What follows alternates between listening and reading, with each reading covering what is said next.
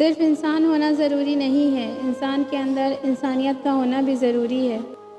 صرف اللہ کی ذات جانتی ہے کہ کسے کب کہاں اور کتنا عطا کرنا ہے۔ ہم جس پر ضرورت سے زیادہ اعتبار کرتے ہیں، اکثر وہی شخص ہمارا سب سے بڑا دشمن ثابت ہوتا ہے۔ اگر آپ یہ سیکھ جائیں کہ کیا نظر انداز کرنا ہے تو زندگی بے حد خوبصورت بن جائے گی۔ 50,000 تنخواہ والا افسر جب 12,000 مہینہ کمانے والے مزدور سے رشوت مانگتا ہے تو انسانیت کا جنازہ نکل جاتا ہے۔ برائی کی طرف نفس دوڑ کر جاتا ہے، جبکہ نیکی کی طرف اسے گھسیٹ کر لانا پڑتا ہے۔ ہم تکلیف کے جس مقام پر بھی ہوں، ہم سے آگے ضرور کچھ لوگ ہوتے ہیں۔ انہیں دیکھ کر ہمیں شکر کی لاٹھی تھام لینی چاہیے تاکہ راستہ سہولت سے کٹ جائے۔ غریبی لڑتی رہی ہواؤں سے، امیری نے کہا، واہ کیا موسم ہے۔ جب خدا کہانی کا اختتام لکھتا ہے، سازشیں تو رہتی ہیں، ہمتیں نہیں رہتی۔ جیت ناممکن ہو تو ہارو بھی ایسے کہ دشمن بھی جیتنے نہ پائے۔ حسد کرنے والے کے لیے بددعا کی ضرورت نہیں، وہ تو پہلے ہی حسد کی آگ میں جل رہا ہوتا ہے۔ جس کی بیٹی لینی ہو اس کی ماں کو دیکھو، اور جس کو بیٹی دینی ہو اس کے باپ کو۔ زندگی کی ٹھوکریں بڑی نرالی ہوتی ہیں، جب بھی لگتی ہیں یا کسی کی اصلیت دکھا دیتی ہیں یا کچھ نہ کچھ سبق سکھا دیتی ہیں۔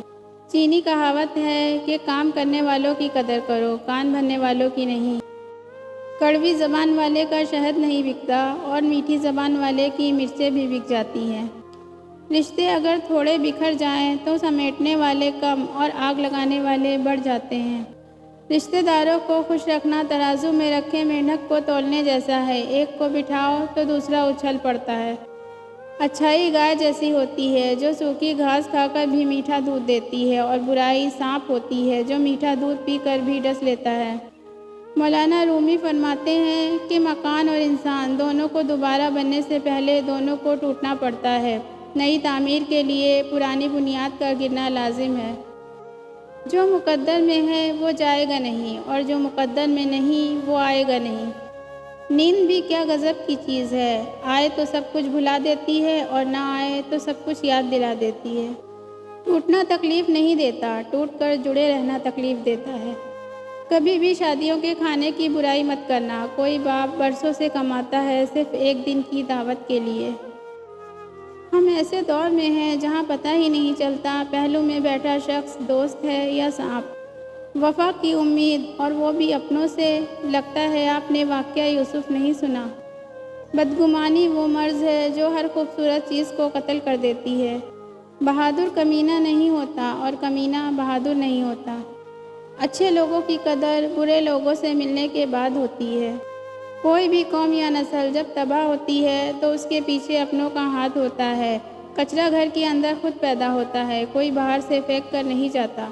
جب آپ کچھ نہیں کر رہے ہوتے تو خوبصورت نظر آنا آسان ہوتا ہے۔ اگر غیر محرم مخلص ہوتا تو میرا اللہ کبھی اس سے پردہ کرنے کا حکم نہ دیتا۔ عبادت اس مقام تک نہیں پہنچا سکتی جہاں غریب کی خدمت پہنچا دیتی ہے۔ آستین کے سانپ ہمیشہ خوبصورت اور معصوم ہوتے ہیں، ان سے بہت محتاط رہیں۔ ہر چیز کو لپیٹ لینے کی عادت بھی جناب کبھی کبھی سخت مہنگی پڑ جاتی ہے۔ نہ ہمیں کھانا آتا ہے اور نہ ہی ہمیں تقسیم کرنا آتا ہے۔ بیٹی اور بہن کے گھر کا پانی بھی پئیں، روٹی بھی کھائیں، لیکن جو حصہ جائیداد میں قرآن پاک نے ان کے لیے مختص کیا ہے وہ نہ کھائیں، وہ حرام ہے۔ ترکش کہاوت ہے، آج کے دور میں لوگ لباس دیکھنے میں اتنے مصروف ہیں کہ اخلاق دیکھنے کا وقت ہی نہیں۔ جاپانی کہاوت ہے کہ پیسے کا دور چل رہا ہے، لوگ من دیکھ کر نہیں مکان دیکھ کر آتے ہیں۔ دنیا ایسے لوگوں سے بھری پڑی ہے جو دوسروں کو آگے بڑھنے سے روکتے ہیں۔